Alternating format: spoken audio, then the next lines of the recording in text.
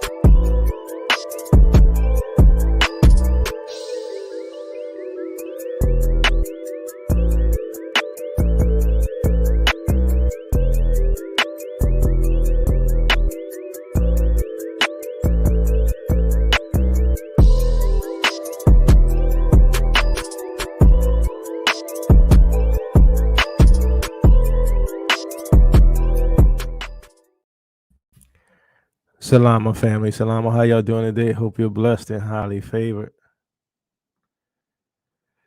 Been out for a while, fam. Been out for a while dealing with that COVID.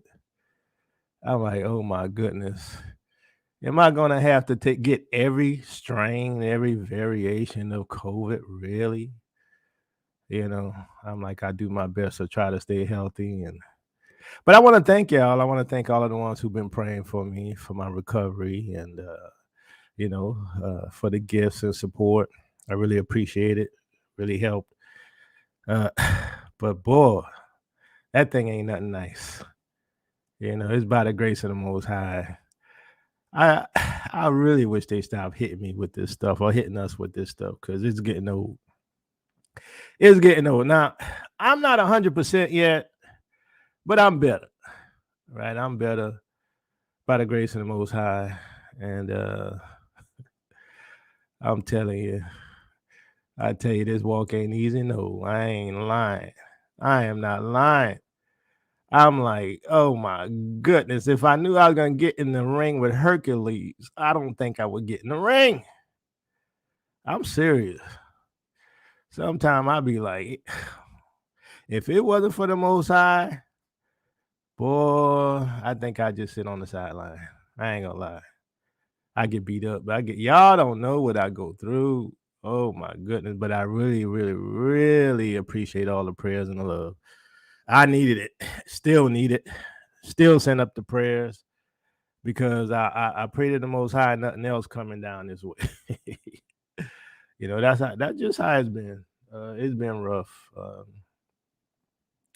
But I think I'm doing better. I think I'm coming through. So, where was I? Now, how many of y'all out there? How many of y'all out there got your shirt? Hashtag there ain't no 400-year prophecy. Y'all like these shirts? I got mine. Got my mugs too. Here's a new one I like right here, right? Peace and blessings, Israel. Your captivity is ending.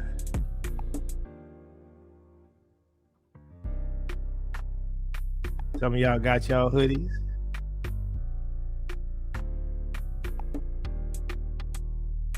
Some of y'all got y'all mugs.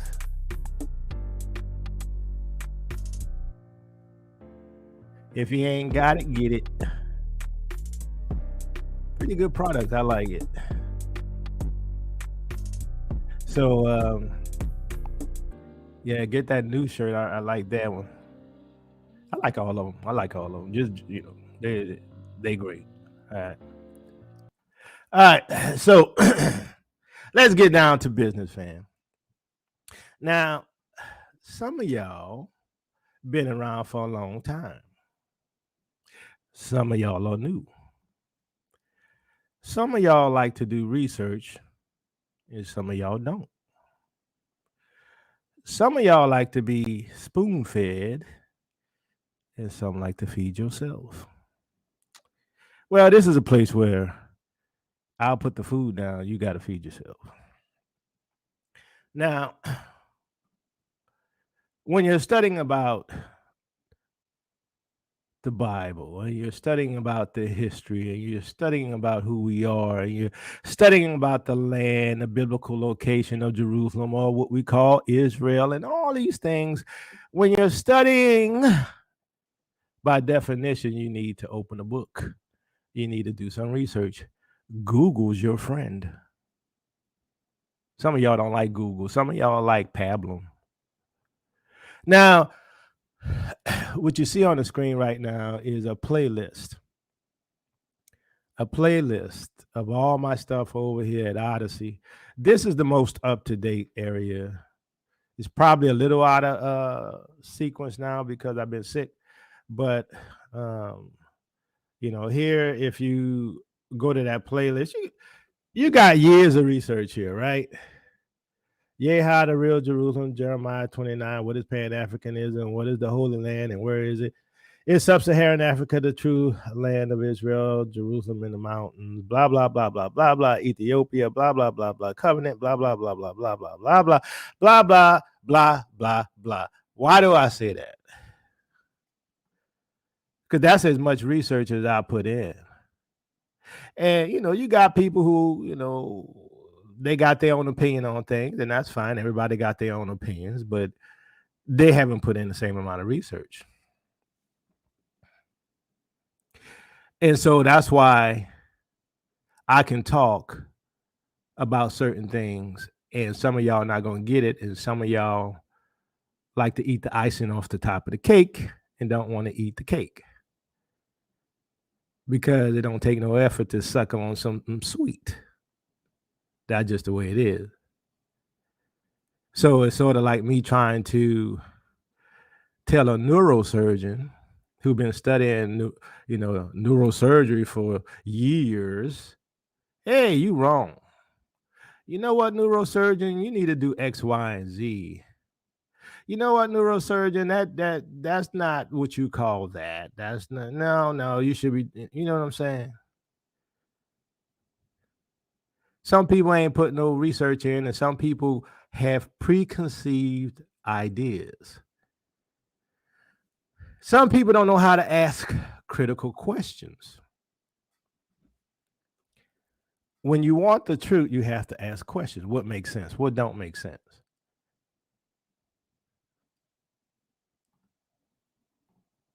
Some of y'all believe anything the so-called scholars tell you, but then on other things y'all reject.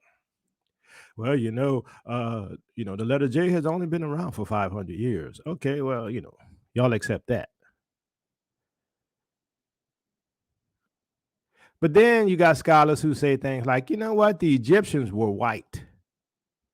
How many? Give me a one if you heard the scholars and the archaeologists and all these people say that the Egyptians were white. Give me a one.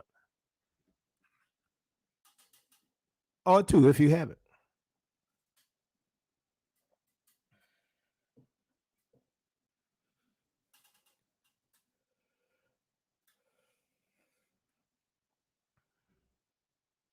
So are you going to believe that because they told you that the Egyptians were white? Y'all know better than that. They know better than that. And other archaeologists and scholars and historians know better than that, and they admit it. Some of them have pulled out the ancient Egyptians and out of the graves and showed Negroes or black folks or whatever you want to call them. But then they got a big old hubbub because Kevin Hart said that the Egyptians were black. And they're going to go to their grave saying that the Egyptians were white.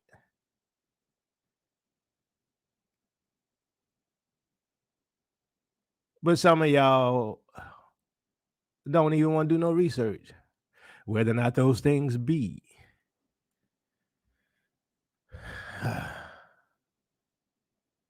Now, there is a video out there and a series out there and full of crap. I'm going to put it that way. Yakoba back. Hope y'all miss me. They got stuff out there called patterns of evidence, which they contradict themselves in many levels, but I'm not going to get too much in the details of that.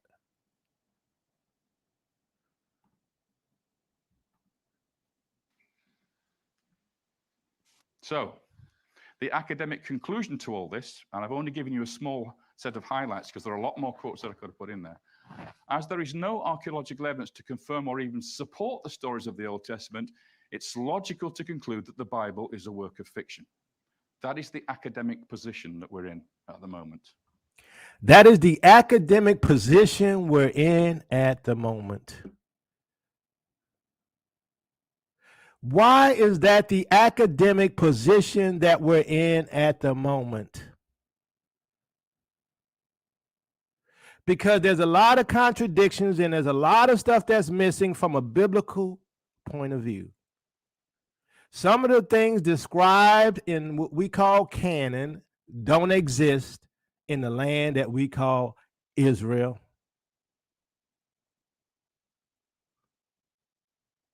Let alone let's use the practical understanding of what happened in the past and how these 12 tribes grew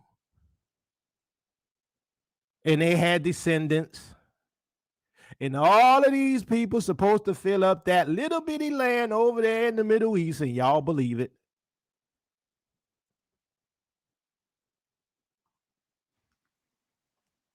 And now we try to explain that visually with Tim's wonderful wall of time from the movie. So y'all could go watch this. I'm not going to show this whole thing. Now, you know they believe that the Jews are white, right?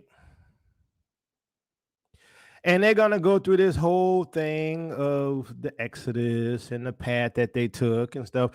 And you should go listen to it. You should listen to this video. But our people have a problem. A lot of our people like pictures and animation and things that make you feel good with music and don't ask questions. But like I say, I'm not getting into this, but this is the idea that the Exodus went through a certain path, right? And some people bring out evidence like this. Ooh, look, this is Mount Sinai. Ooh, look, see all the stuff. Ooh, look, Mount Sinai. Ooh, look, a menorah. Ooh, look, we got cows. See the cows? So this is where the Exodus happened. This is Mount Sinai. This is where Moses and everyone was sitting at the base of the mountain of Mount Sinai over there in Arabia. Now let's ask ourselves a critical question. Who says this has anything to do with the Exodus? Remember, when they went to Mount Sinai, Moses went up to get the 10 Commandments. Moses went up to get instructions from Yah. So if this happened during the time of the Exodus at Mount Sinai, why is there a picture of a menorah? Why is there a picture of a menorah? Because Moses ain't getting no instructions. He went up to get the instructions. So if this was at Mount Sinai, why is there a menorah? There shouldn't be a menorah. Now we could say, okay, they got cows. Well, you know, the Egyptians worship cows. Okay, that's a plus. But remember another thing, right? God gave Moses the instructions, what? To build a tabernacle where? In the wilderness, not at Mount Sinai. Come on now. God gave Moses instructions on how to build the tabernacle and all the items in there and the menorah and all of that in the wilderness, not at Mount Sinai. See, it's things like this that people don't ask. They don't ask the critical questions. They believe things because the music sounds good. There's animations. There's pretty graphics.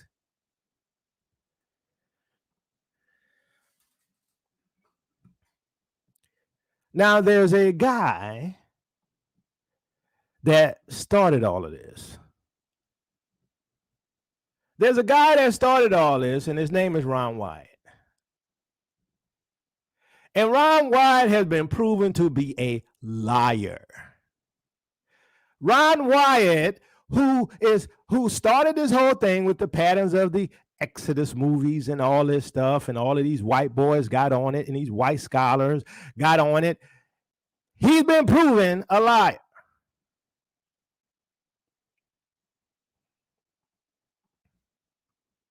How can you say that, Yakoba? Well, let's just look at some of this. I know some of y'all ain't gonna believe this, but let's just read this. False story says archaeologists unearthed Exodus evidence. Archaeologists did not unearth the bones of Egyptian soldiers, weapons, and chariots. Ron Wyatt said he found chariots and all this stuff. To prove the biblical account of the parting of the Red Sea, despite the false claims of many stories reporting otherwise. A story first published by a satire site. Now, WorldNet Daily or World News Daily wasn't satire. Right? They call it a satire site. And then picked up by many other outlets, claimed scientists led by Professor Abdel Muhammad Gator of Cairo University found the bones and chariots in the Gulf of Suez. The university says in an email to the Associated Press that it has no professor by that name, and it hasn't been involved in any excavations there. Well, you know they lie, Yakoba. You just said yourself that they lie. You just said that yourself, Yakoba, that they lie. But like I said, you ain't got to believe nobody. You got to ask the critical questions. One of the critical questions was like with the menorah. Why would the menorah be there at what's supposed to be, according to them, found at the time of the Exodus or created at the time of the Exodus? That's stupid. Now, were there Jews in that area? Oh, yes, there were Jews in that area, and we're going to talk about all that. But Ron Wyatt and some of these people talk about the wheel that was found in the Red Sea and how the pharaohs drowned. Ron Wyatt is a liar. And see, people who got agendas, they don't do their research because they have an agenda. They want you to believe that the Middle East is where we're from. Now, let me ask you something before I continue.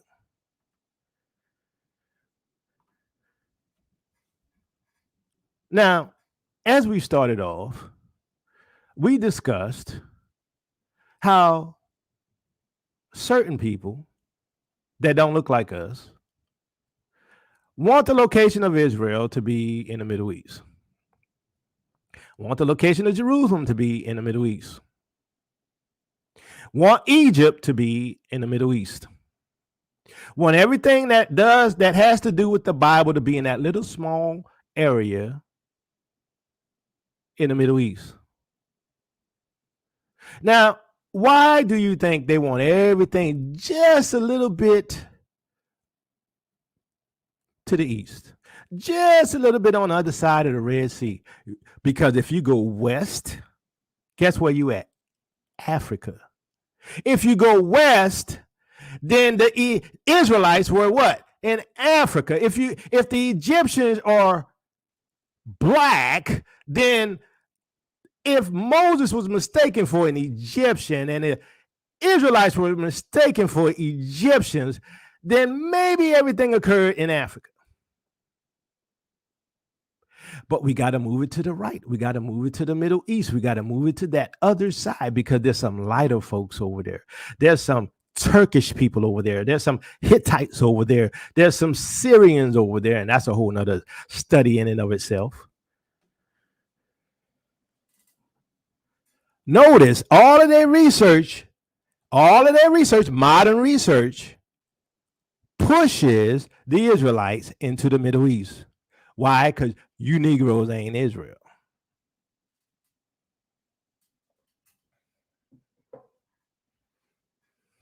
If we make known that the location of the Israelites was in Africa on the west side of what we call the Red Sea, then that puts us in Africa.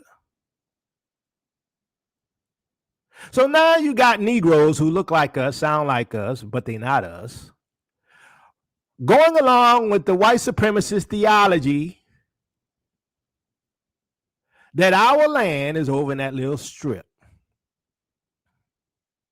So therefore, then you must believe also that the Egyptians were white boys. Oh, you're making it about color, Yacoba. You're going back to skin doctrine again. But y'all know as well as I do, if you go on the west side of the Red Sea, you're going to be in Africa, and Africa is black. Come on now. I told you they have an agenda. They lied about who we are. We didn't prove that. How many years, y'all? Come on, give me a number. How many years we have been proving that we are the true Israelites of the Bible? How much research have we gone through to prove? And look, I figure most of y'all agree, because y'all on this channel, that we the Israelites. How many years has it been?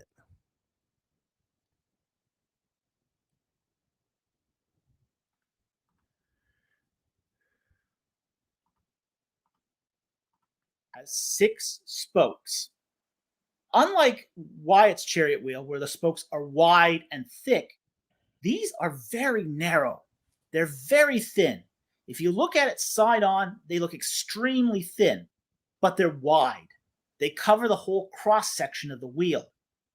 And each spoke is fitted into the ferrule on the hub. So it's the ferrule that is holding the spoke in place. Apart from that, then we have a very shallow rim. It's wide and shallow. And it is made out of laminated wood. This is very interesting because we have assumed in our culture that we don't really know when the wheel was invented, when that's the furthest things from the truth. We can actually date the wheel to about 2300 BC in Mesopotamia. And that's because the wheel is an extension of bow-making technology. When people made hunting bows and composite bows, they laminated wood and stretched it with steam to give it more tension. So when a chariot wheel was made, how they made the wheel was they steamed layers of wood and fitted it around the spokes. And then they fit another piece of wood around that.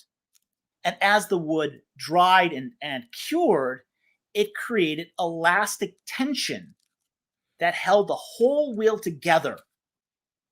It's a phenomenal feat of engineering. When we look at these two wheels, we see that they are very, very different in purpose. The Egyptian chariot wheel is light and thin. And that's because chariot in ancient Egypt were meant to be fast, light vehicles that if they got stuck in sand, you could just lift the whole chariot out and be off again running.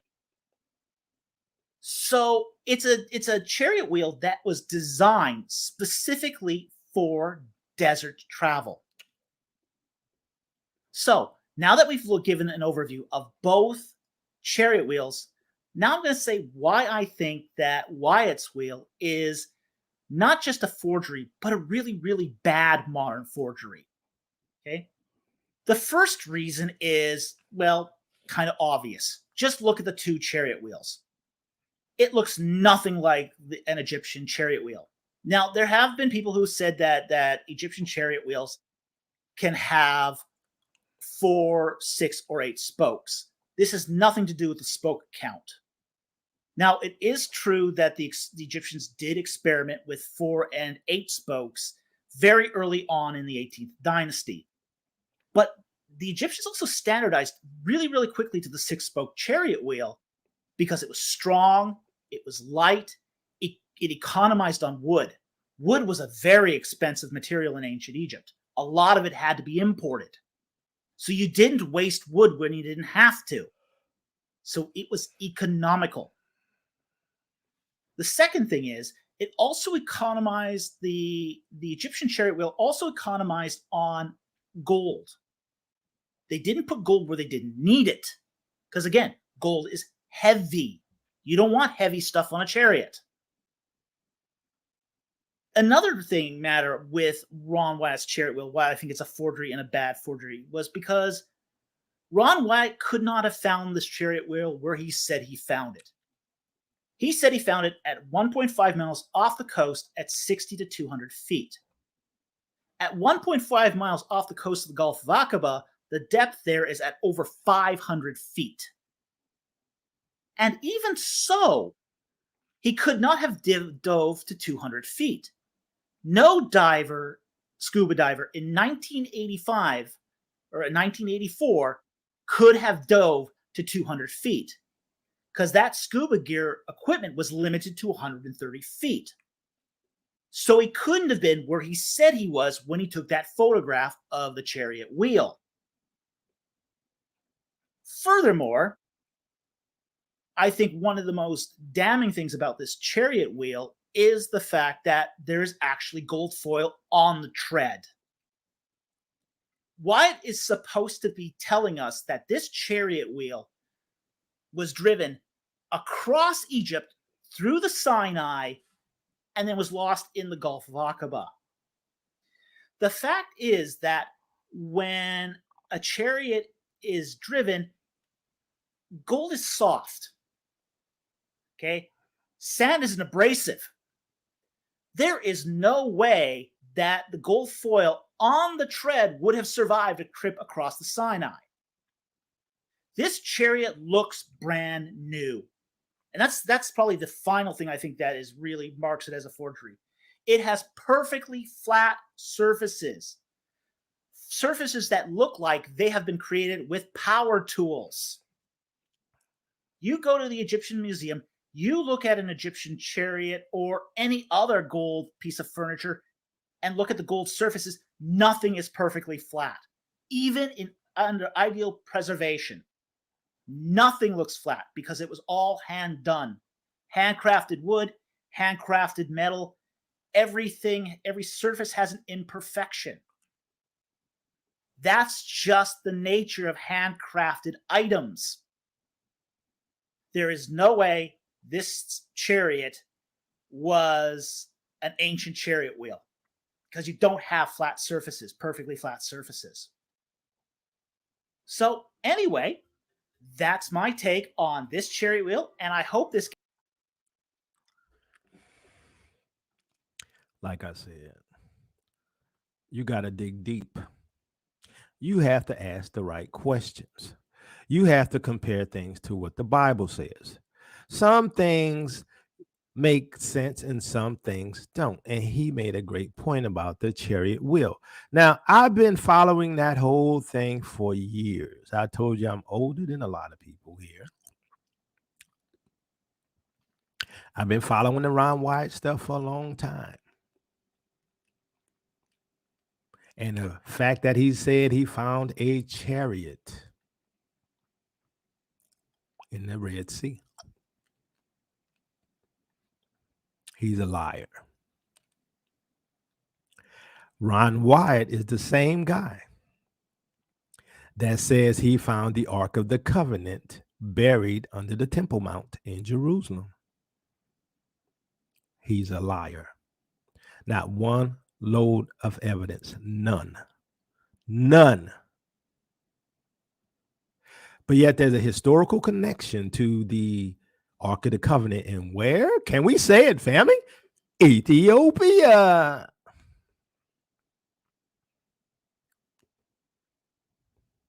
I done told y'all, I do my research. I'm not like a lot of people. I'm a computer programmer. I am detail oriented. I ask detailed questions. Now, they've been hiding who you are for over 400 years and longer.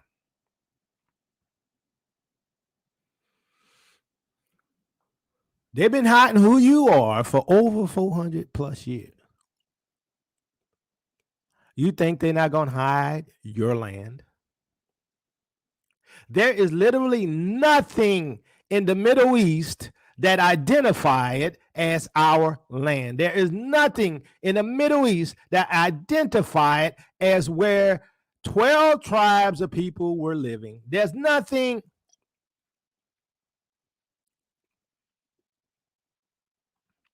Now, scholars disagree. Archaeologists disagree. They all have their different theories, and it's up for you to sift through the information. It's up to you to sift through the information. Basket that was made for Moses, being made of reeds, Suph reeds. So here we have it used in 2 other places. The problem with his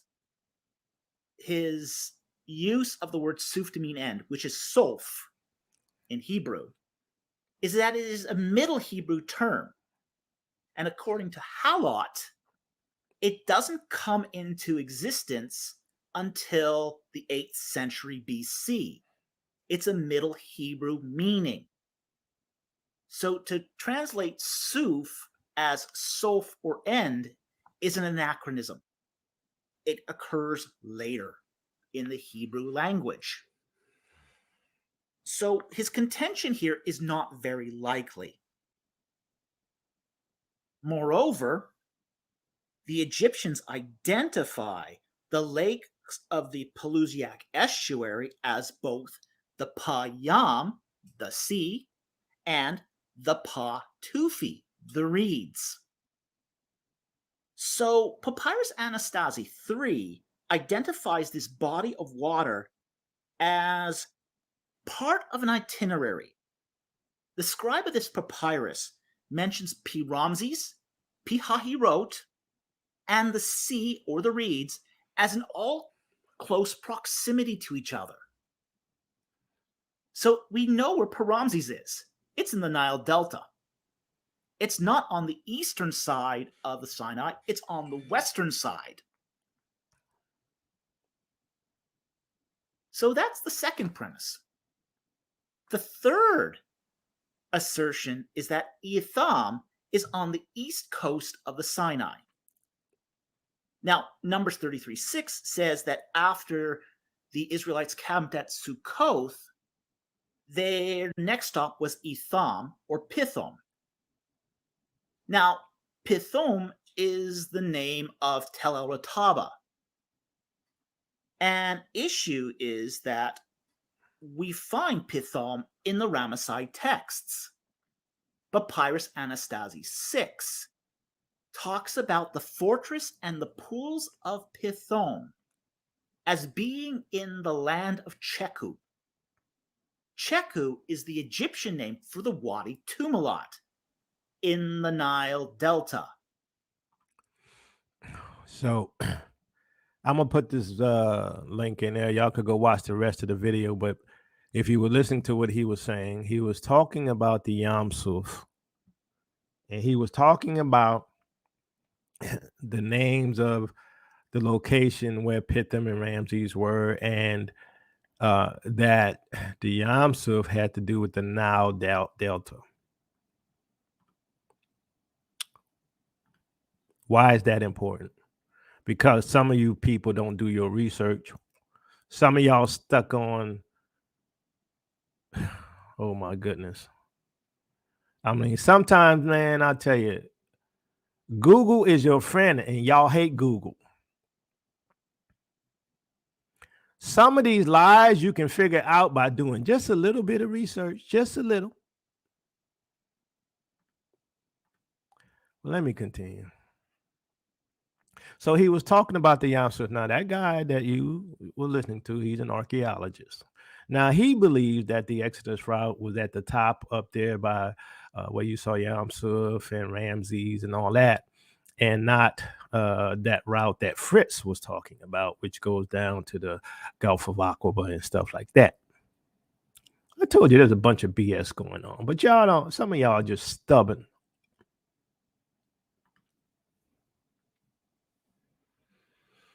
All right, let's see, where am I? All right.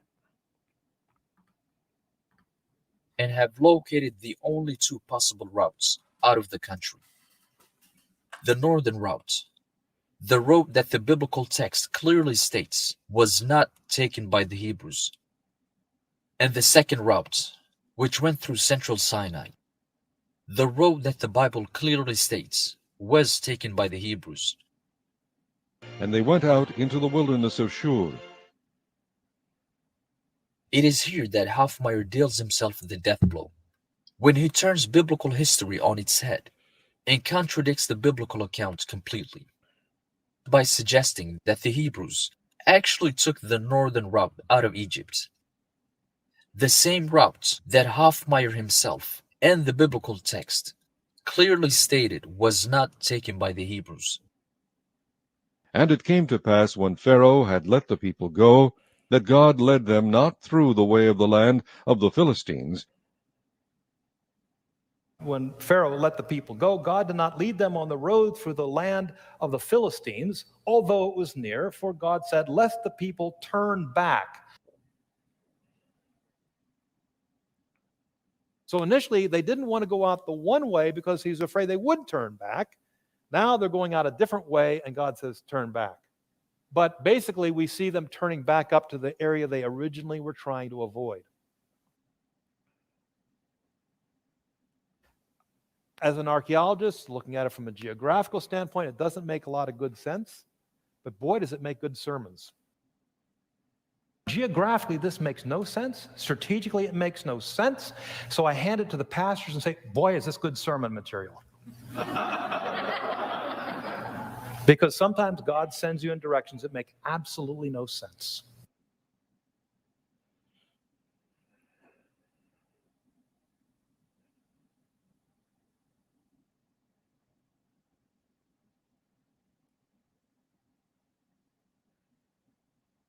The era is 13th century BC Egypt. In the years preceding the death of Ramses II, in 1213 BC, an event which the biblical account ties directly to the date of the Exodus. Pharaoh's chariots and his host hath he cast into the sea. His chosen captains also are drowned in the Red Sea. From Pi Ramses in northeastern Egypt, the Hebrews will first migrate west, before turning south towards the southern borders of ancient Egypt. On their migration towards the south, they will pass by an unknown region, which they call Succoth. And the children of Israel journeyed from Ramesses to Succoth. The next station on the Exodus was Etham, a city that is said to have been located on the very edge of the desert, the southern desert of Egypt. Once the Hebrews reached this region, they did not continue straight south into the desert through northwestern Sudan, a region that was known as the land of the Philistines, and was named after an ancient Egyptian tribe that lived on southwestern Egypt and northwestern Sudan. We will cover the Philistines in future episodes. The reason for not taking this route, even though it supposedly was the closer route, is explained in the text. When Pharaoh let the people go, God did not lead them on the road through the land of the Philistines, although it was near, for God said, "Lest the people turn back when they see war and return to Egypt." The reason was that there was fear that some of the Hebrews would surrender after seeing war and return back to Egypt by turning north again. There's a fear if they go on this road of the land of the Philistines, something's lurking out there that'll scare the bejeebers out of them. They're going to make a U-turn and come back. They made a peculiar turn to where they had originally come from. And the Lord spake unto Moses, saying, Speak unto the children of Israel, that they turn and encamp before Pi-hahiroth. It's a very important word in Hebrew, shuv. This is the word the prophets use for repent. You're heading down a certain path, you're supposed to shuv, you're supposed to turn and come back the opposite direction. That's the word. Why would the Hebrews return north when they were being persecuted by the Egyptians, who were besieging them from the north? Why turn back north? Why not just cross the Nile from the southern borders of Egypt? The reason for the Hebrews' peculiar choice to go back north to the same place that they had originally escaped from was not religious or symbolic, as claimed by Hofmeyr. Because sometimes God sends you in directions that make absolutely no sense. But simply historical and geographical. It was to return to the only geographical point in all of Egypt that allowed the hundreds of thousands of escaped Hebrews to make a safe crossing over to the eastern side of the Nile, to the lowest point of the Nile Cataract in the city of Aswan, the driest point of the Nile, and therefore also the safest place for the Hebrews to cross the river.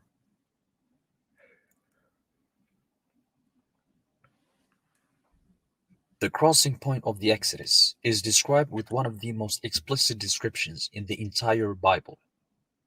And go between Pi-Hahirot, between Migdol and the sea and Baal Zephon. It's as if the biblical writer is trying to tell us exactly where the miracle of the sea occurred. Clue number 1. The Yam. As explained in a previous episode, the Yam is the river of Egypt. 4 distinct terms are used in the Hebrew text to Now remember, the other archaeologist was discussing the Yam, or the Yam Suph. identify the river of Egypt. Mayim, Yeor, Nahar, and Yam. It is not a mystical, symbolic, or metaphorical place, as claimed by modern biblical scholarship. We must also consider Yam Suph as a mythological term that was just explored. It is simply the river of Egypt. It is And you can validate this for yourself. Go into the scriptures, go into the concordance. You will find out that the Yam Suph is the Nile. the river that Pharaoh's daughter washes herself in every morning. And the daughter of Pharaoh came down to wash herself at the river.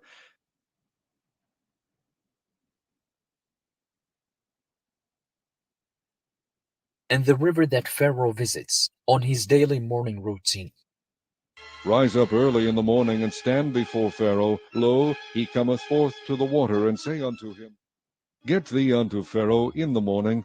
Lo, he goeth out unto the water. Maybe Pharaoh and his daughter from Tanis walked hundreds of miles every day to go wash themselves in the Red Sea. The Yam is the river that the Egyptians drank from. And all the Egyptians digged round about the river for water to drink. And the river that the Hebrews will drink from on their 40 years long wandering in the Saharan desert. Thus answering a vital question that was asked in a previous episode. Where are the 11 million gallons of drinking water that we today know would be necessary to sustain on a daily basis the millions of Hebrew migrants? Where's the water that will sustain the millions of Hebrew migrants? It would not be too healthy for the Egyptians or the Hebrews to drink from the Red Sea.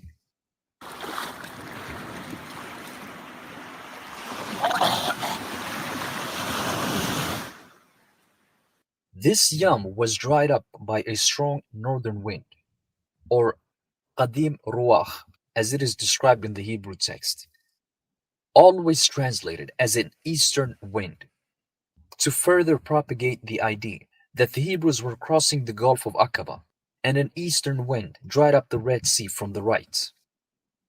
East of where the Israelites are in Egypt. Here is the area of Ramesses.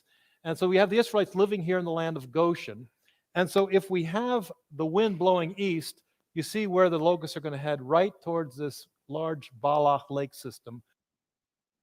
Qadim, a Hebrew word meaning forward or frontal, a clear reference to the north, and in this case to a northern wind that pushed back the Nile River and allowed the Hebrews to cross over on dry land.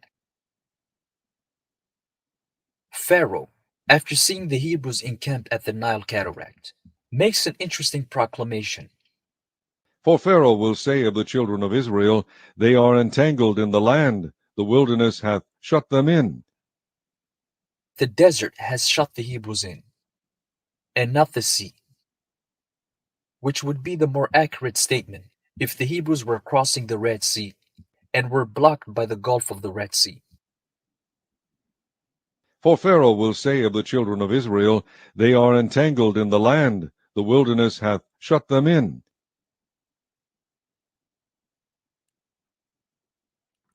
I'm gonna pause it there. I'm gonna put the link in the chat. Y'all need to go watch that video. A lot of good research, right? So there's a lot of foundational issues most of y'all miss, right? That's why y'all believe that Mount Sinai is over there in Arabia and all that foolishness. That's why y'all believe that they crossed the Red Sea and all of this foolishness. And y'all don't even go back to the original wording of what the Bible is truly saying. Of the city of Ramses, to the reign of the first of the two pharaohs that ruled during Moses' lifetime. This narrows the alternative down to Pharaoh Seti I, and it puts the enslavement of the Hebrews at sometimes around 13th and 11th century BC. Pharaoh Seti I would therefore have to be the pharaoh who reigned during the infanticide of the Hebrew children, whose daughter found Moses' basket, who died while Moses was in exile in Midian. And it came to pass in process of time that the king of Egypt died, and was finally replaced by his son, Ramses II, the pharaoh of the Exodus.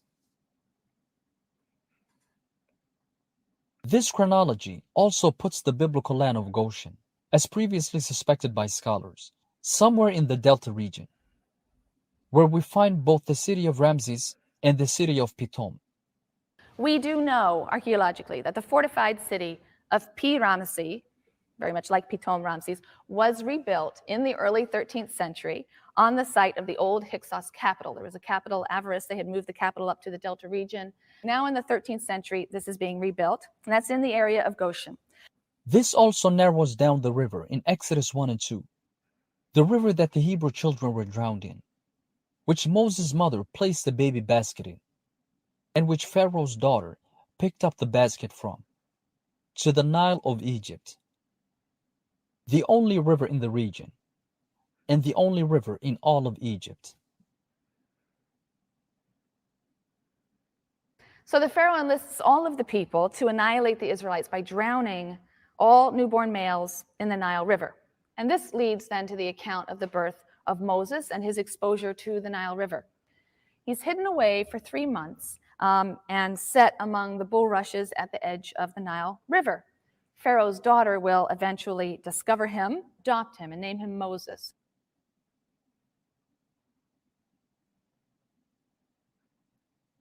Four distinct terms are used in the Hebrew text to identify the river of Egypt: Mayim, Yeor, Nahar, and Yam. Mayim.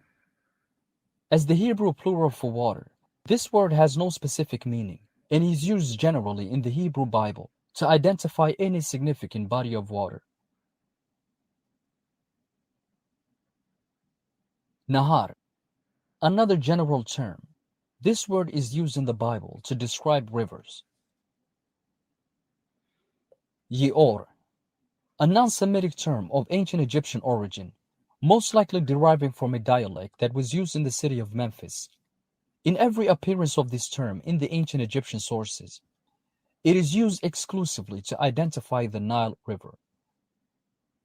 Similarly, also in the Pentateuch, the word Yeor is used exclusively to identify the Nile River, and particularly the branches and canals of the Nile.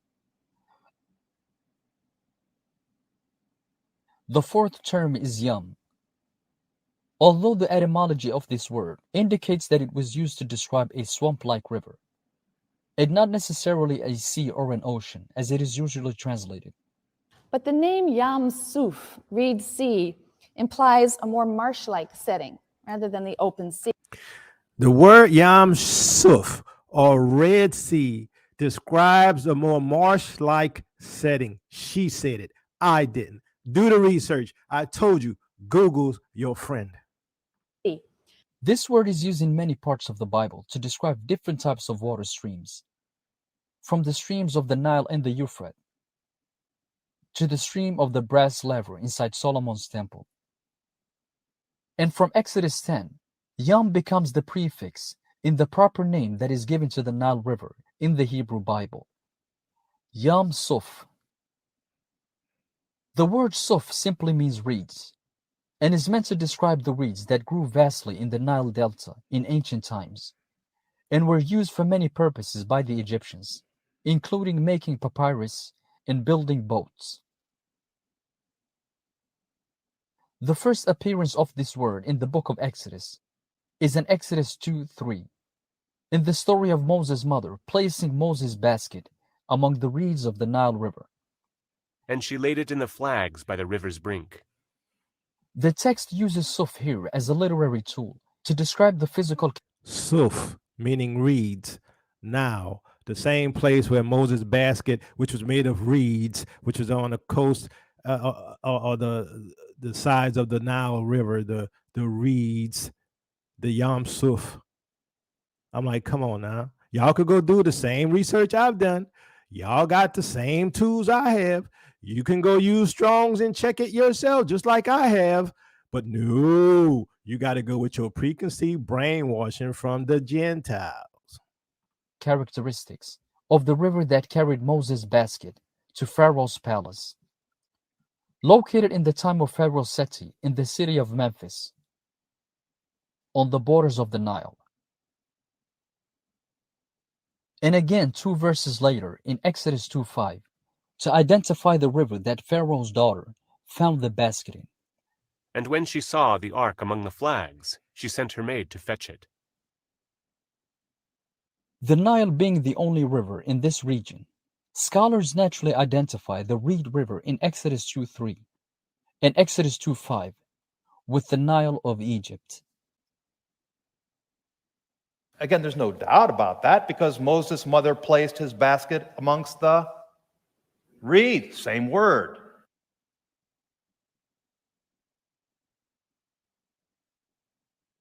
Not among the reds, the reeds.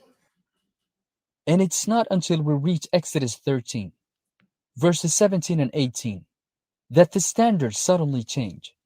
In the same Reed Sea that was explicitly identified with the Nile River in every other previous verse, suddenly changes identity. And the Reed Sea, Yam Suph, from Exodus 13, is always translated as the Red Sea. And it came to pass, when Pharaoh had let the people go, that God led them not through the way of the land of the Philistines, although that was near, but God led the people about through the way of the wilderness of the Red Sea. Based entirely on an old translation error, when the Hebrew Bible was being translated from Greek to English, and a scribal error translated Reed Sea as the Red Sea. A scribal error mistranslated the Reed Sea to the Red Sea. I told you, you need to do your research. There are problems in translations and transliterations. You should know this already. They got Easter in the Bible, don't they? The Reed Sea Yam Suph would later be confused with the sea that the ancient Greek cartographers knew as the Erythraean Sea, the sea between the Horn of Africa and the Arabian Peninsula, the modern-day Red Sea. And in spite of scholarly recognition of this scribal error, when the Greek translators took the Hebrew, Yam Suph, and translated it into Greek, they translated it as Red Sea instead of Reed Sea. So we've been stuck with a faulty translation for over 2,000 years.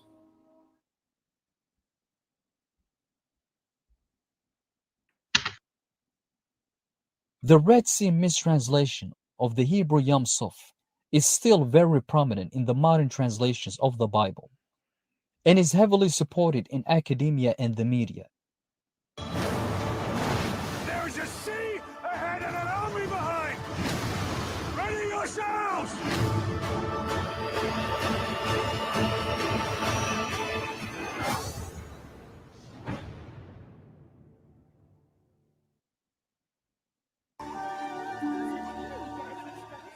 Where are you from? West of here. Where are you going? East. Where are you from?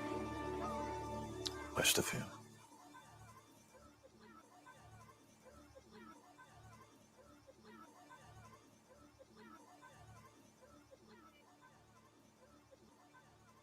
The land of Canaan being the modern state of Israel, Palestinian territories.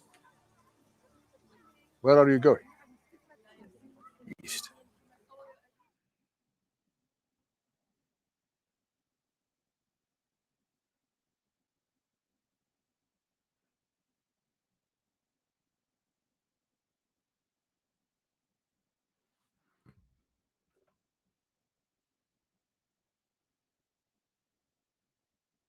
The Red Sea mistranslation of the Hebrew Yam Suph is not coincidental, but strategic, and is meant to give readers the impression that the Hebrews, on the exodus out of Egypt, migrated east and crossed the Red Sea somewhere at the Gulf of Aqaba. This would locate by default the area that is known in the Bible as the Holy Land, in which the Hebrews migrated to after leaving Egypt, somewhere in northern Arabia, or perhaps the Mediterranean, where we find today Palestine, Israel. The land of Canaan being the modern state of Israel, Palestinian territories. A proper reading and translation of Exodus 13 would lead our search for biblical history away from the Mediterranean and take us instead south of Egypt. It would expose the claimed Middle Eastern origin of the Judeo-Christian tradition, which is also the foundation of all of Western civilization and culture. And it would completely undermine the validity of the core historical claims that have been used now for more than half a century to justify the existence of a notorious state in the Mediterranean. I'm going to stop it right there. I'm going to put this link out there too. You need to go watch it, because we can't have a conversation unless we're on the same page, right? We're not going to have a conversation unless we on the same page. And so, you know, like I say, I've been studying this stuff for years. And some of you wannabe pseudo scholars want to come in here and started looking at it yesterday and want to tell me I'm wrong. Now, there's a lot of controversies. There's a lot of disagreements. Archaeologists agree on this, disagree on that, and archaeologists agree on a lot of other things and disagree. But understand this. The search for the truth is, like I've told you in the past, is taking the pieces of the puzzle and building a picture. Is finding the information that you can validate and taking all of the historical, past, present information and trying to build a canvas of truth.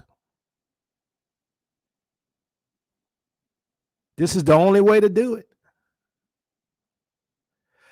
That's why I don't even try to debate people, right? Because we're not on the same page. We don't do the same type of research. Y'all don't have ears to hear and eyes to see. All of the research, all of the evidence that I have already done have already, in my opinion, dropped the mic. I've already dropped the mic. But some of y'all want to act like y'all watched the videos. If you watched it, you ain't take no notes. If you watched it, you didn't ask any questions. If you watched it, you didn't take it from a scholarly viewpoint.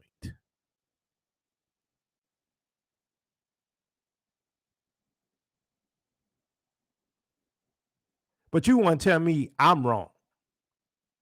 Maybe. But I'll put my research up against yours any day.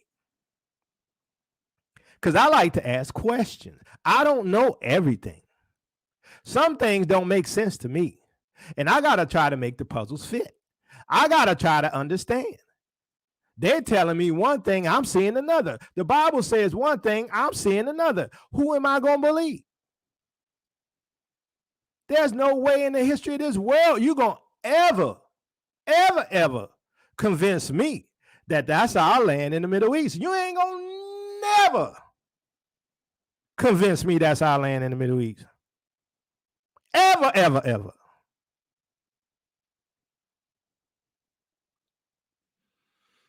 So they call that area in modern Israel, the modern state of Israel, or Jerusalem. They call that place Israel, formerly called Palestine. Formerly called Palestine. Well, now, why, Yacoba? Why did they call it Palestine? The word Palestine or Philistine do not appear in the Quran. Palestine is also not mentioned in the Old or New Testament. It does occur at least 8 times in 8 verses of the Hebrew Concordance of the King James Bible. So why is it in the Concordance, but it's not mentioned in the Old or New Testament? Though the definite origins of the word Palestine have been debated for years and are still not known for sure, the name is believed to be derived from the Egyptian and Hebrew word Peleshet, which appears in the Tanakh no fewer than 250 times, roughly translated to mean rolling or migratory. The term was used to describe what? The inhabitants of the land to the northeast of Egypt. So it was a term used to describe the inhabitants of the land of northeast of Egypt. What? The Philistines. Wait a minute. Hold up. Wait a minute. Let me put some bass in it. It was used to describe inhabitants of the land to the northeast of Egypt, the Philistines. It wasn't used to describe the Israelites. So it was called Palestine because of what? The Philistines, a migratory group of people. So either you're saying, okay, that's where the Israelites were and the Philistines were, or the Philistines came and pushed them out, or, what do we have here? Palestine means land of the Philistines. Now, we know words change, locations change, all this stuff. Do we know for sure? The Philistines were an Aegean people more closely related to the Greeks. This is what they say. And with no connection ethnically, linguistically, or historically with Arabia, who conquered the Mediterranean coastal plain that is now Israel and Gaza. Is this true? Can we validate this? Can we say for sure that the Philistines were more closely related to the Greeks? Everybody in the Bible supposedly associated with the Greeks. The Egyptians are what? Greeks, right? That's what they want us to believe.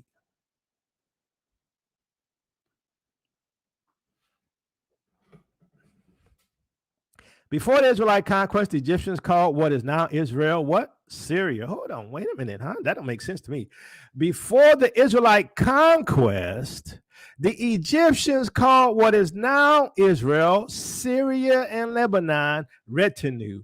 The term Canaan appeared in the 15th century BCE and was subsequently referred to as Eretz B'nai Yisrael, the land of the children of Israel, or Eretz Yisrael. After the Jewish return from Egypt, the name Israel was first used in the 10th century to refer to the northern Jewish kingdom following the division of Solomon's kingdom.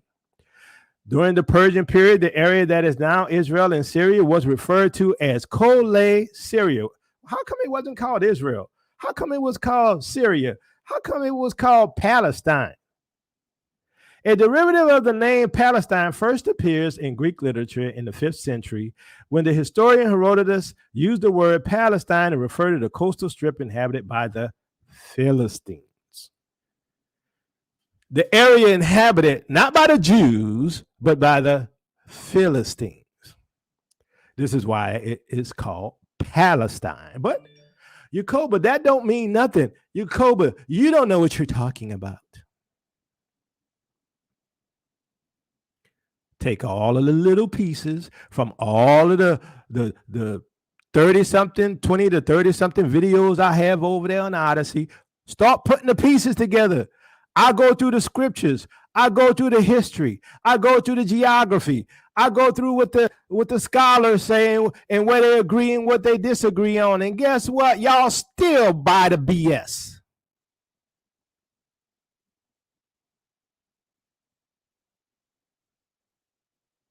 They didn't told you they mistranslated Red Sea. Y'all still believe they crossed the Red Sea and not the Sea of Reeds.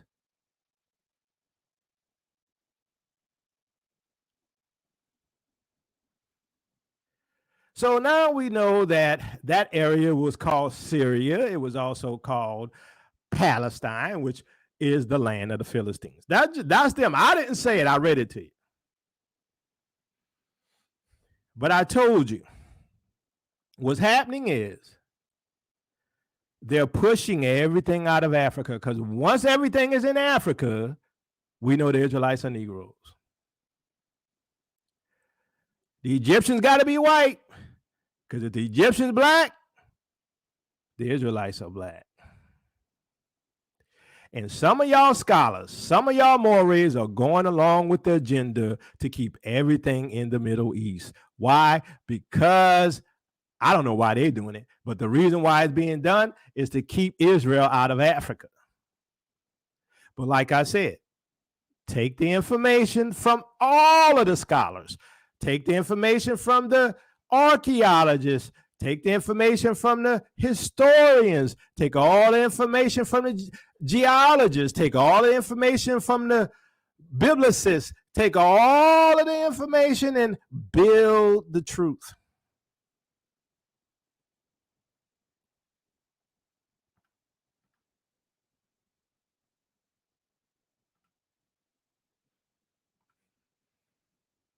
Now, this is from The Lost Tribes by Godby.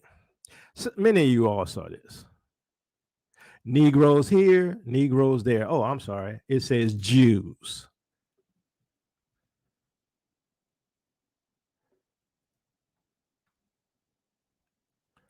Now, do y'all see this right here? It says pre-exile Yahwism. Pre-exile Yahwism. Before the Babylonian exile, they had Yahwism. Where is this? In Dar Nubia, which is near what we call Abyssinia or Ethiopia. Now, the Jews supposedly went east over here to Arabia. Now, you see that there's some Jewish places over here in Arabia, like in Yemen. I've covered in my other videos that there was a Beta Israel in Yemen. There was a Beta Israel in this part of what we call Arabia, because this was part of Yemen. Kohen Amadishi, who's a limber, he was on Sister E's channel, stated that they used to live over here in Sabah, which is in what? Yemen. There's a history of Jews all over in what we call the East Coast and on the other side of what we call the Red Sea in this area. I went through the history in my other videos, and I know you didn't watch it, a lot of y'all, of how the quote-unquote Beta Israel, they call them Ethiopian Jews, controlled much of this area on the other side of the Red Sea in Yemen, Elephantine Island over there by Egypt, and all the way down here. But note that there is a pre-exile Yahwism, a pre-exile Yahwism. Now, before I discuss that, why isn't there a pre-exile, which is before the Babylonian exile? Why isn't there a pre-exile Yahwism over here in Palestine? Now we see over here in the corner, Israel immigrants over here in Palestine. Okay, if that's the land of Israel and not the land of the Philistines, why are there Israel immigrants? How do you immigrate to a land that is yours? Come on now. How do you immigrate to a land that is yours?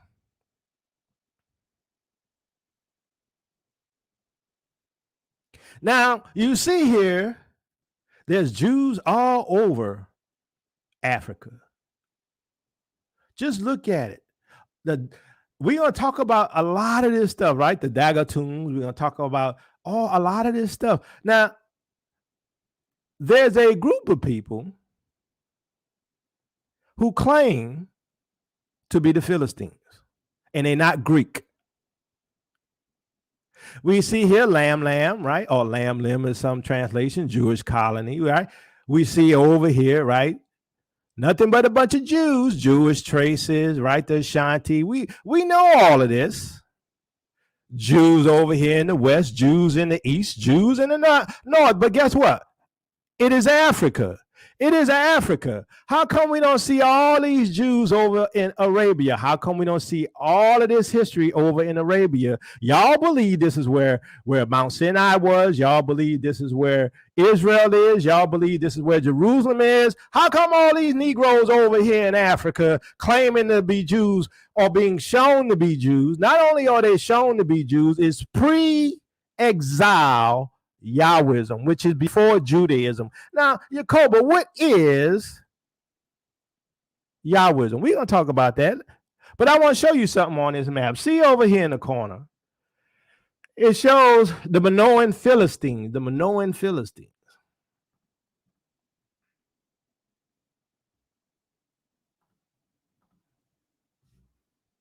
The Minoan Philistines, the compilers of Genesis 10:14 knew that Philistim and other Cretans were in Oasis strongholds. So there were Philistines in Oasis strongholds. They wasn't coming from the Mediterranean. They wasn't coming from Greece. They were in an Oasis stronghold. Trolled by Egypt, Calcium, out of which came Philistim or Caphtorim. Can we say Philistines? It is not possible on so small a map to show all the surviving Philistim communities. So we got Yemen Jews and Falasha Jews, Berber Jews, Moorish, and Negro Jews. Where? In Africa. Not over there, not on this map at least. How come you're not seeing a more list of Jews over in Palestine? How come you're not seeing a whole bunch of history going on there? Because all of these Negroes are in the true promised land called Africa. San Tome, Jews. Mavumbu, Jews. Africa. Oh, Yakoba, but I still believe that Mount Sinai is over there in Arabia, and Yakoba, I still believe that that little strip of land over there in the desert called Palestine, I believe that that's still our land because they got the Temple Mount there.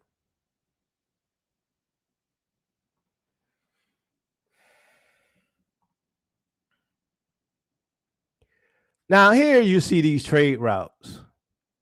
Now, in my other videos, I talked about how the Beta Israel did trade and own territory and land right here in East Africa, all the way over here in Arabia and all of that stuff. But I wanted to show you that even on this part of the map, it's still Israelite immigrants. Now, look at here. It is called, there's Damascus and there's Jerusalem. Now, supposedly, y'all want me to believe that all of them 12 tribes and millions of people was living in this smaller area over here. And even if you include Arabia, that's foolishness because it doesn't fit none of the descriptions in the scriptures. None of it.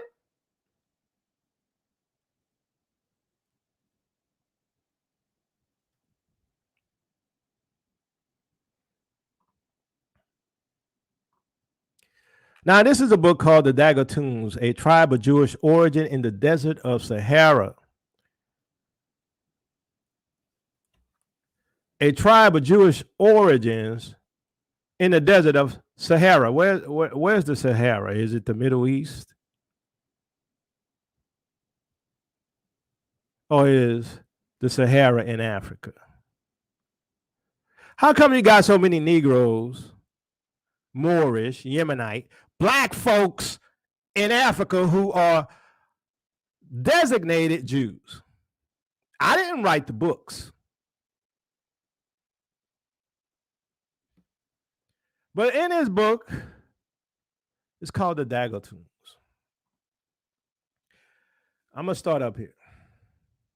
We are told that the attempt by Rabbi Saror was perilous in the extreme, and that chiefly through the active assistance of M. Auguste Baumier, French consul at Mogador, the traveler and his family succeeded in reaching Timbuktu.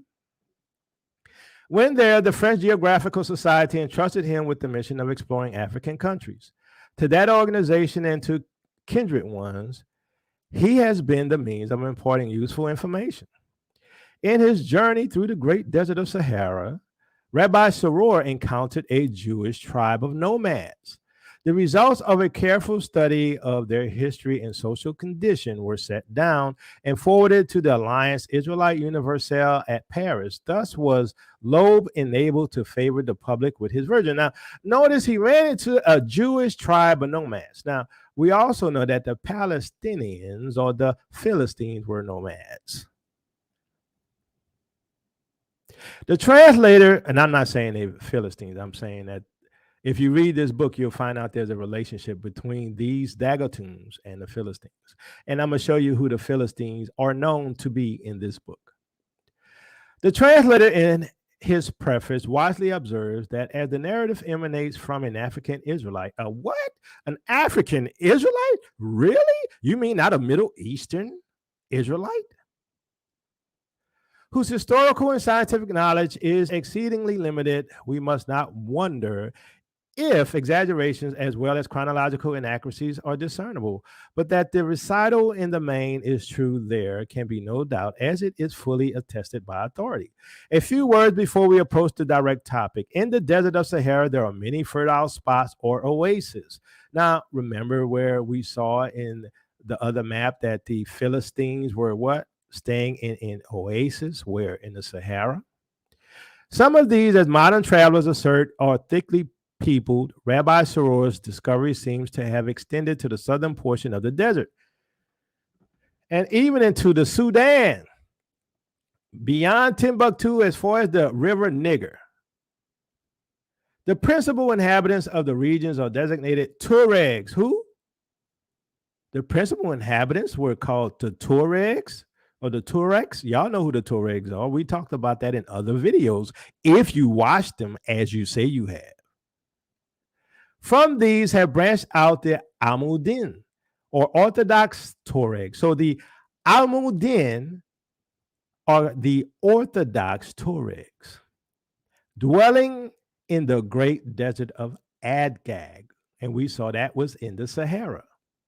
The rabbi informs us that the Almudin are a very numerous sect amounting to about 300,000, but he's not borne out by other accounts, which reckon the entire body of Tuaregs as only 200,000. Be that as it may, the Almudin possess the greatest power, which they exercise over all the Tuaregs. About the real history of this people, little is known. Here we go. They claim to be the descendants of the ancient Philistines, as do the Berbers and other tribes. Now, when you read this book and you read other books, you will see that the Berbers were mixed of different people groups. You will see that the Berbers had Israelites in it, it had Philistines, it had other people. But they claim, the Tuaregs claim what? To be Philistines, not Greeks, not coming from the Mediterranean, living in a desert, in the oasis, where they're surrounded by a bunch of Jews who live what? In Africa, who live in the Sahara. Now, if you read this book, you will find out that the Daguerreotypes, which is the Jewish tribe nomads, some of them lived with the Philistines or the Tuaregs. But to the subject proper, Daguerreotype is the appellation by which the Tuareg designate Jews who have changed their belief, though the literal definition of the word in Arabic is, according to Loeb, merchants or traders. The Dagatuns are scattered all over the desert. So the Dagatuns are nomadic Jews who have changed their religion. But the greater number live among the Orthodox Tuaregs in Adgag, where Rabbi Soror's most important labors have been directed. The country is not destitute of flocks and herds and necessary means to sustain life or within reach, nor are we led to suppose that the Dagatuns, those subjects of the Tuaregs, fare worse than the rest. They have at hand what is needed, notwithstanding that they live as do all the other inhabitants in tents. Both peoples have the same language. Who? The Jews and the Tuaregs have the same language, which we may merely conjecture is Arabic, for the rabbi has not indicated it. The Tuaregs regard the Dagatuns, who are nomadic Jews, as an inferior race because of their affinity with the Jews. So the Tuaregs aren't Jews, but they hang out with the Jews and they live together.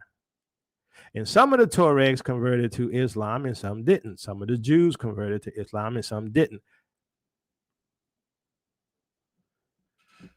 But the Tuaregs claim to be the Philistines.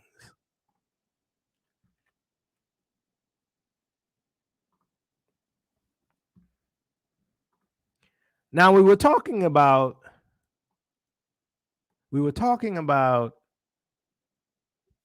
pre-exile Yahwism.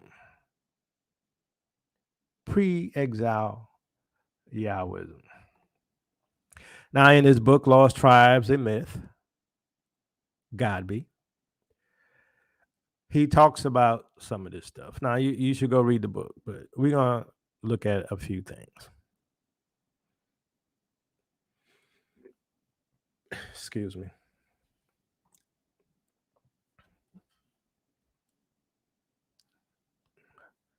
Let's see. Hopefully y'all can read that. All right. I'm going to start right there. Of this last, he adds that it was utterly destroyed because its inhabitants would not change their religious rites for those peculiar to the Jews. St. Bartholomew did less. Then he gravely adds that other principal cities of Syria had been utterly destroyed and became Jewish possessions. Later, he cites the decree of Caligula confirming them in the possession of Joppa and cities of the maritime plain, which had belonged to the kings of Syria and Phoenicia. Of the Nabatean territory, Josephus again mentions Medaba, Nabayo, Debias, Tharbasa, Agala, and I'm going to skip all them names, right? We may be sure that the restoration was not of terms unfavorable to Jewish proselytizing there. So there was proselytizing there. Josephus counts these converts, one by Hyrcanus as Jews. So Josephus calls the converts Jews. And also Idumeans. Well, hold on, wait, I'm confused. I thought the Jews were just known as the Negroes of Judah. See, history changes who's who. Josephus counts these converts, one by Hyrcanus as Jews, and also Idumeans or Edomites. They naturally form a faction, and some Jews scorn them as not genuine Jews. The same persistence of ethnic antipathies that we have seen in so many places in the modern Orient. In his life, he records opposing views on the question of whether circumcision was necessary for those asking asylum at a sanctuary. But with the Asmonean kings annexing to Judaism, tens of thousands of Edomites, who are also called Jews, right? The converts, Philistines, Bedouins, Phoenicians, Nabateans, and varied people groups as Syrians. Why? Because they're in the land of the Syrians, which is the land of the Palestinians, which is the land of the Philistines. What becomes of the fancy of a purely ethnic Israel, everywhere identifiable by its lineaments? What is therefore a lost tribe hunted to search for? It must be admitted that the immediate value of such propagandism by the sword is never great. But this summary of Asmonean propagandism requires a closer scrutiny. Now, the Asmoneans, just to let you know, is associated with the Maccabees, Who are these Syrians and Idumeans? We have to remember that Syria is a Greek geographical expression, including the countries from the eastern Black Sea to Egypt. What? Let me read that again. We have to remember that Syria is a Greek geographical expression, including the countries from the eastern Black Sea all the way to Egypt was called Syria. From the Black Sea to Egypt was called Syria. The ancient peoples of Asia Minor, including the Hittites are where Turkey is, the Hurrians, the Aryans, and the Mitanni, the remnants of Assyrian colonies, Haks or Hakes, or Armenians, later Scythians or Iranic marauders and Persian settlements were generally speaking the Aramaic dialects of Damascus, and of the generally speaking the Aramaic dialects of Damascus of the petty states north of Palestine. What? North of Palestine in the Old Testament times. The large Indo-Germanic and Iranic elements in what? Syria, which remember from the Black Sea all the way to Egypt, conspicuous for their fair complexion among the Bronze Semitic peoples, the Greeks.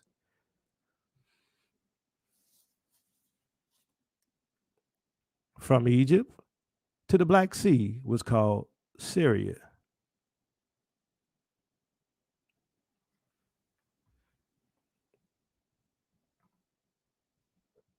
And the Idumeans are also what? Called Jews. And see, this is why you got to be careful. You got to look at the context. You got to look who you're talking about. You got to look at the land. You got to look at the time frame. Who are we talking about here? Who are these people? Where did they come from? You can't just make assumptions. That's why I say I can't talk to most of the people out there because they don't want to do the research.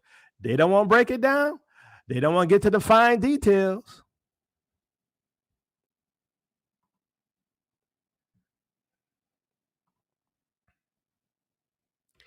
Post-exilic references.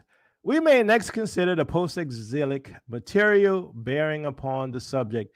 In 2 Kings 17:23, we are told of the Hebrews of Samaria that they are carried away out of their own land unto this day. That is practically all the historical material in the Old Testament upon which to base a theory of lost tribes. The chronicler does not repeat the statement in his compilation, though to be able to repeat it in his own day would very materially further his fancy for deriving all the later temple order from Solomon. It does not occur to him to maintain that northern Israelites after the exile had no part in the highly organized institutions of the temple service and that they were still in exile. On the contrary, it was noticed in chapter 5 that he insisted that Levites of the 10 tribes took the lead in reformations in Hezekiah's time some years after Sargon captured the Samaria, and that these northern shrine servitors were more efficient than the Jerusalem priests. And the same inclusion of northern tribes in Josiah's Passover, about 9 years before the fall of Nineveh, was noticed in the preceding chapter. It does not matter here whether the account is true or false. The immediate point is that the chronicler has no notion that any tribes have been lost or that any should be excluded, and further citations from his compilation will show the same fact. But yet they talk about a lost tribe, but yet they notice and list a bunch of Jews, Negroes, Black Jews, African Israelites on the continent of Africa. Now, the above cited expression unto this day cannot refer to any later time than that of the actual compilation of the books of Kings, and the chapter of Kings gives no exile or post-exilic data. We have no warrant for assuming that the statement in question would be true of post-exilic days to the end of time, as the theory of lost tribe compels us in some sense to do. The deportation here mentioned does not include all 10 tribes, but merely some Josephites, certain powerful and intelligent Israelites of the fertile central district of what? Palestine. So, as I say, there are Palestinians or Jews in Palestine, which I told you and showed you that the Tuaregs hung out with the Dagatuns, and they lived in the Saharan oasis, and they went back and forth and migrated. But let's continue. The northern or Galilean region had been ravaged at an earlier period. The location of the captives is not stated in 2 Kings. In 1 Chronicles, still another account is given of the deportation of some eastern Israelites. They are carried away by Tiglath-Pileser before Sargon's conquest of Samaria, though the compiler of this book seems to have copied the location of the Josephites in the earlier record. So what was the point of this? The whole point of this is that when we look at the Jews, they had Jews in Palestine along with Palestinians or Philistines, right? And they lived in the central district of Palestine. And there's a relationship between these nomadic Jews called the Dagatuns and with those people who call themselves Tuaregs. And the Tuaregs themselves claim to be what? Philistines. So we saw also on the initial map of, let me go back to it just so to refresh your memory. In this map of Africa, all of these Jews, right? And we have pre-exilic Yahwism. Now, if you read The Lost Tribes by Godby, you will understand that this pre-exilic Yahwism is pre-Babylonian exile. So, like I was saying, if this is pre-Babylonian exile, Yahwism, why is there Yahwism in Africa? Why is there Yahwism in Abyssinia? How come we don't see Yahwism in Arabia? How come Yahwism isn't up here in Palestine?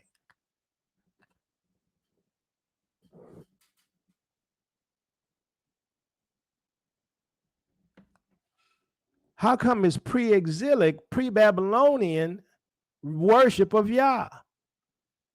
Does this not infer that this is the true location of Israel? Because this is pre-Babylonian exile, Yahwism. So Yacobo, what is Yahwism? What's the difference between Yahwism and Judaism? Yahwism, also known as Yahwism, refers to the ancient religious tradition centered around the worship of Yahweh, the national deity of the ancient Israelites. Yahwism is closely associated with the Hebrew Bible, which contains the sacred text of Judaism. Yahweh is considered the sole deity in Yahwism, emphasizing monotheism. Now, some definitions claim Yahwism to be pagan as well. The tradition includes religious practices, rituals, and moral codes that guide the lives of the ancient Israelites. It forms the foundation of Judaism. It forms what? The foundation of Judaism, one of the world's oldest monotheistic religions. Yahwism and Judaism are closely related, but there are some distinctions. So the question was, what is the difference between Yahwism and Judaism? Yahwism and Judaism are closely related, but there are some distinctions between them.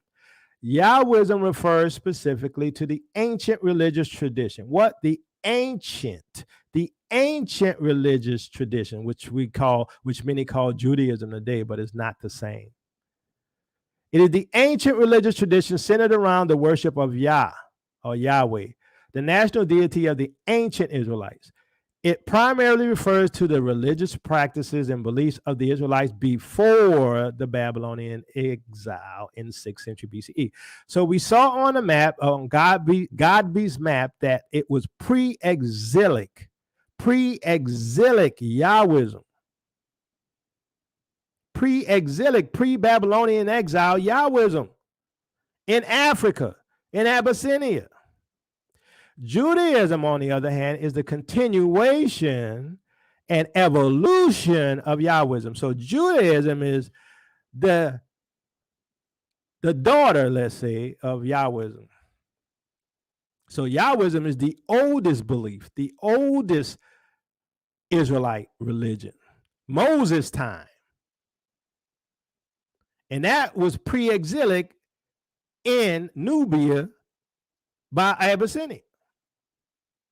Now, you tell me, how come I don't see that over there in the Middle East? How come I don't see that in Palestine? So, Judaism, on the other hand, is the continuation and evolution of Yahwism after the Babylonian exile. Judaism encompasses the religious, cultural, and ethical teachings of the Jewish people throughout history. It incorporates the beliefs and practices of Yahwism, but also includes developments and interpretation that emerged over time. Judaism expanded beyond the exclusive worship of Yahweh to include various theological concepts, such as the belief in a Messiah, a developed understanding of the afterlife, and a rich body of rabbinic literature and legal tradition. See, that's the difference between Yahwism and Judaism. A bunch of documentation, a bunch of laws, a bunch of traditions written in those texts we call the Bible. It also includes elements like synagogue worship, the study of Torah, and observance of Jewish holidays and commandments. In summary, Yahwism refers to the early religious traditions centered around Yahweh, while Judaism encompasses the broader religious cultural system that evolved from Yahwism and continues to this day.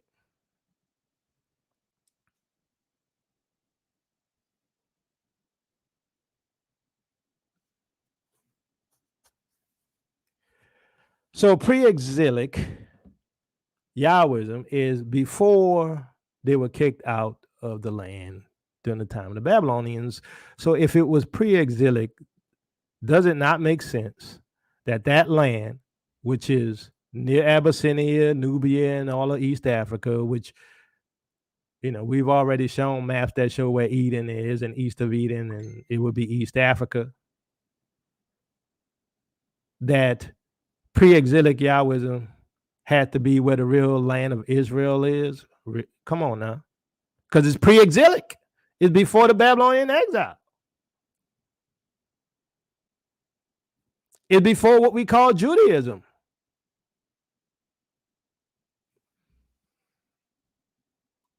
I don't know. Maybe some of y'all think differently. Maybe y'all don't see things the way I do. Yahwism. Where was Yahwism found? Yahwism was primarily practiced what? In the ancient kingdom of Israel. Yahwism was primarily practiced in the ancient kingdom of Israel, which was located in the region of Canaan in the eastern Mediterranean. Now, this is talking about that Middle Eastern territory. But as you can see, Yahwism was practiced in the ancient kingdom of Israel. So on the map that Godby had was pre-exilic Yahwism. If it was pre-exilic Yahwism, then that had to be the land of Israel, right? Come on now. Am I missing something?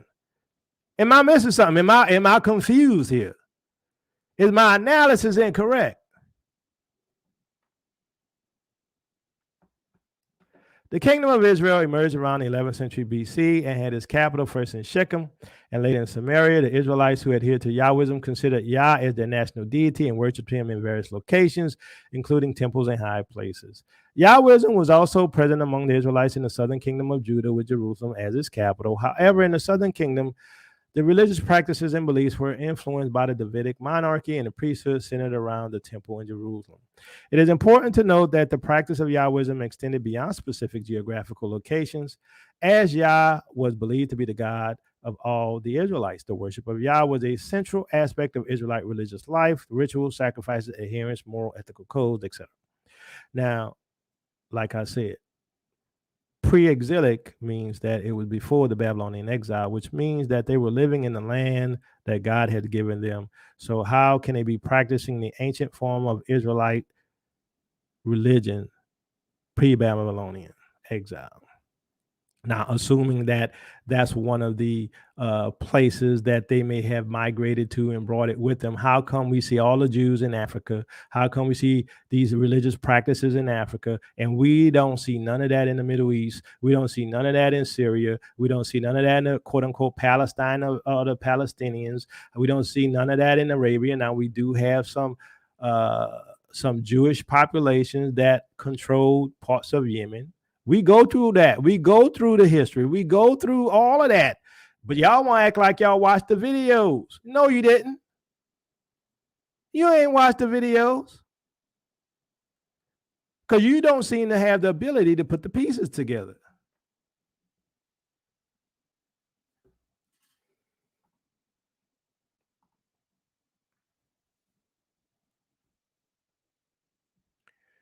So the Israelites, they escaped Egypt, crossed the Red Sea, or the Yam Suph, the Nile, led by Moses. They traveled through the desert and arrived at Mount Sinai. At Mount Sinai, Moses ascended the mountain and received the Ten Commandments directly from Yah. After receiving the Ten Commandments, including other laws and instructions, Moses received the divine command to construct the tabernacle, a portable sanctuary and all its components, including the menorah.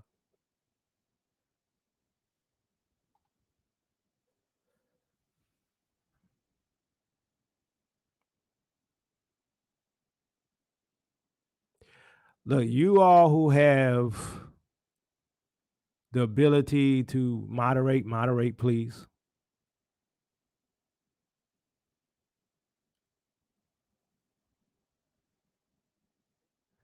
See, I'm gonna say this. If you're honest, if you're fair, if you do the research, if you look at the evidence, there's literally no cotton picking way in the history of this world that you could ever believe that the Middle East is our land. No way. But yet the areas that I claim to be our land have all of the biblical rivers, have the mountains, have the animals, have the resources, have the history, have the Philistines, have the people groups, all there. You could believe what you want. The only reason I'm doing this show, because some of y'all easily misled.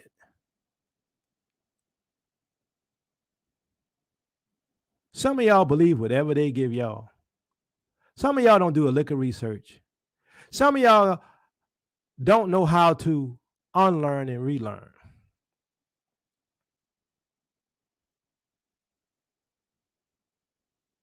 I'll drop the mic a second time.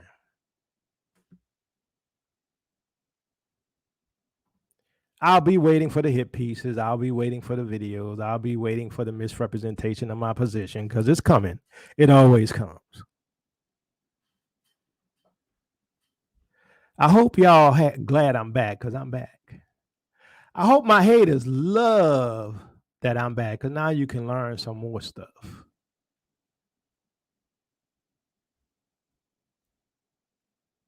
Some of y'all just straight up liars. And some of y'all not only liars, you're deceived and you're deceiving others. Some of y'all don't know how to do research if you had to beat your way out of a brown paper bag.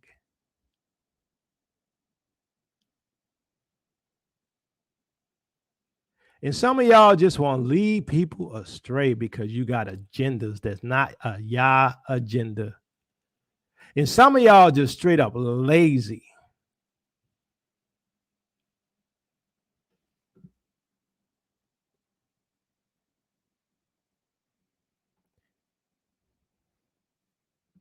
If you want to support this ministry, you can. You get Cash App, $TEOTW 7101. You also could become a patron. You can support the Dry Bones Project. You can support Quest to Unite Africa.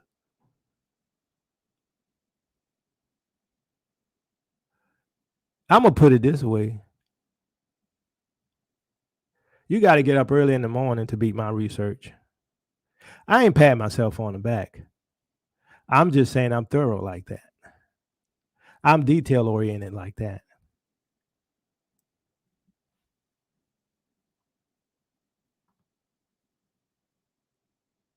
You know why I'm that way? Because I want to know. Because I want to understand.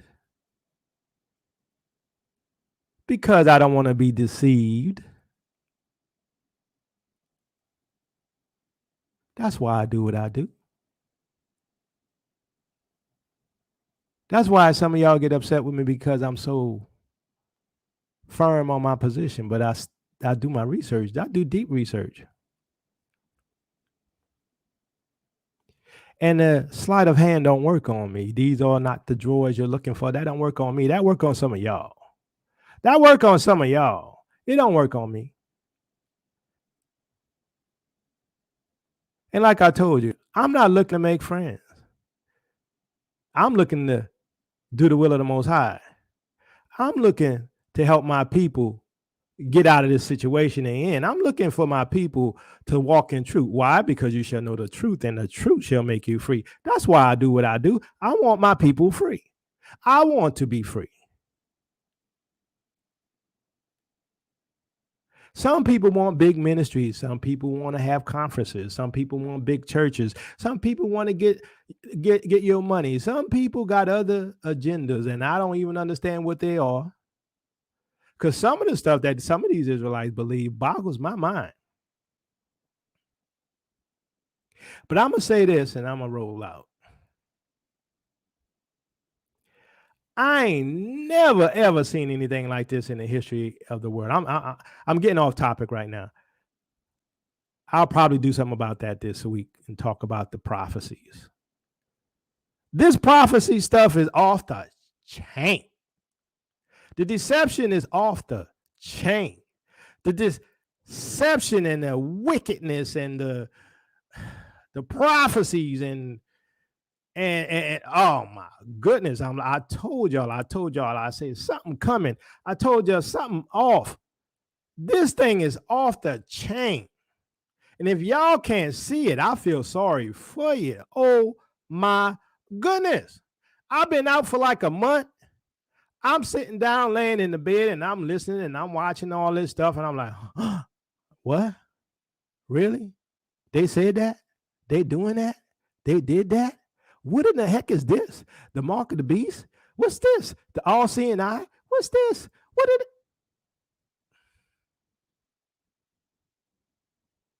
I ain't got time to play.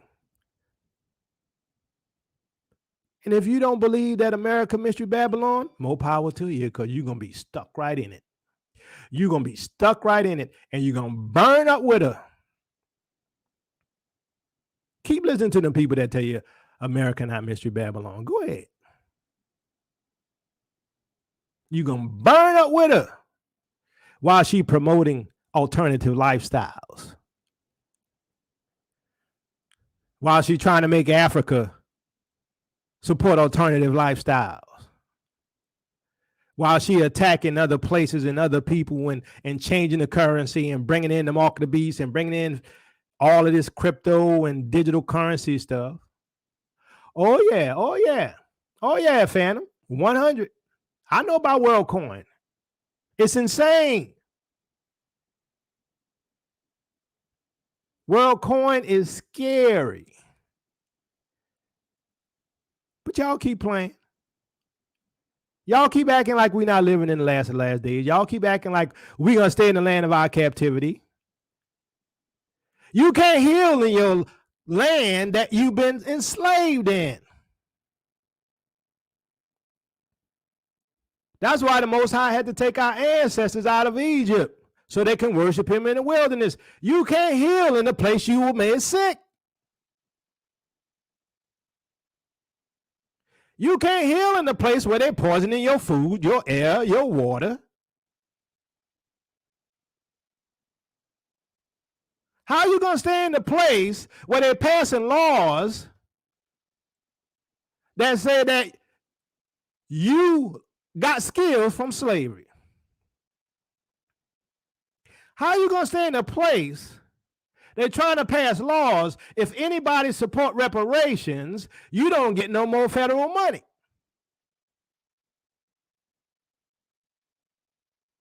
How are you going to stay in a place where they're taking your right to vote and put in your own judges and your own police captains in Mississippi? How?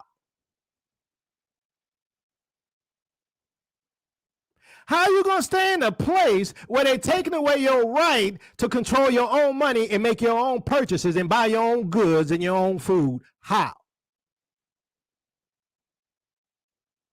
How are you going to stay in America, aka Mystery Babylon, and you ain't going to be able to go in the store without your FedNow app running on your phone. Did you not see what they're doing in places like Whole Foods? You can't even go in the store without scanning in. But no, Yoko, but it's not Mystery Babylon the Great. If it's not Mystery Babylon the Great, then we screwed. If we not leaving, then we're screwed. They're going to control the money. They're going to control the food. You ain't going to be able to go to the store. You ain't going to even be able to scan in to get into the store. If you wanted to rob, you ain't going to be able to rob because you ain't going to be able to get in the store because you don't have your ID. You're not going to have your WorldCoin digital ID. You're not going to have your unique ID so you can go into the store to even rob if you want to. I'm not telling you to rob. I'm just saying they locking this thing down. And keep acting like America ain't Mystery Babylon if you want to. If it's not, and if we stuck here, we done. Peace and blessings, Israel. Your captivity is ending. Love you with the love of the Messiah. Like I said, you want to support us, please. We got Cash App, and you can become a patron, and please support Dry Bone Project and Quest to Unite Africa.